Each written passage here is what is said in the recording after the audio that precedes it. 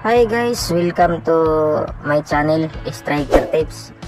Sa video na ito, ituturo ko sa inyo kung paano mag-install ng Google Play Store sa ating Huawei Y6P. Panoorin nyo hanggang dulo, step by step.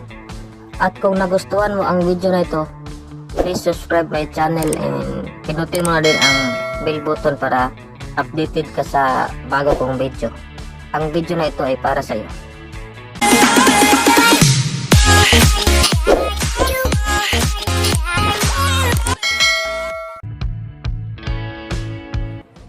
Punta tayo sa browser. Search natin gspsteam.com.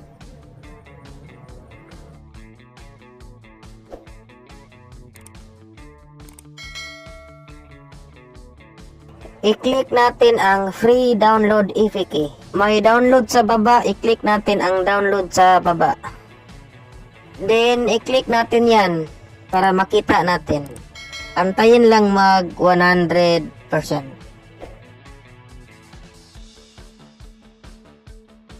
Pagkatapos, i-install natin.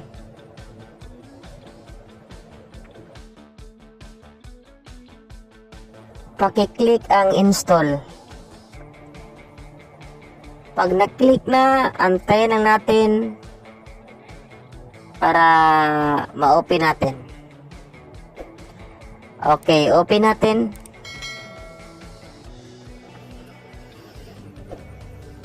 Antay-antay lang tayo.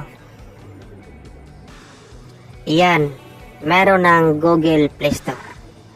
Nandyan na sa icon, oh. May icon na dyan. GSpace yung nakalagay. GSpace. Dyan natin makikita yung apps na mag-install tayo sa Google Play Store. Try natin i-open. Paki-escape lang sa mga ads kapag mag-pop up.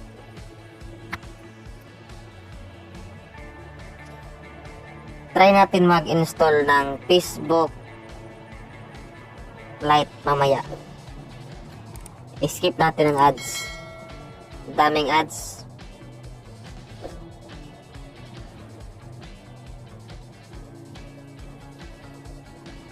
Search natin yung Facebook Lite.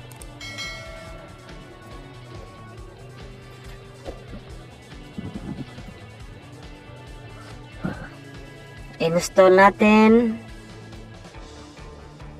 Sample lang to guys para malaman nyo na gumana ito at saka compatible sa ating Huawei Y6P.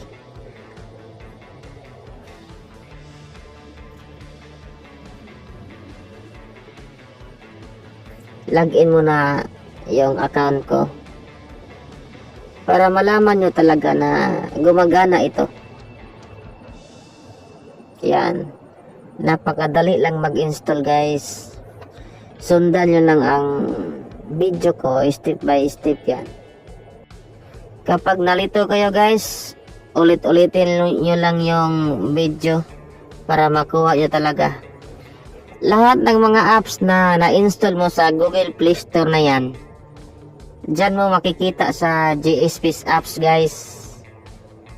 Yan. Ilagay natin ang Facebook Lite sa home screen natin. Long press natin, create shortcut, then add, then nandyan na sa ating home screen. Yan. Yan, nandyan na. So, yun lang guys. Sana nakatulong sa inyo ang video na ito. At huwag niyong kalimutan ang channel ko. Paki-subscribe naman dyan at pindutin mo na din ang notification bell para updated ka sa susunod ko na upload na video. Maraming salamat guys. Ingat kayo palagi. Bye.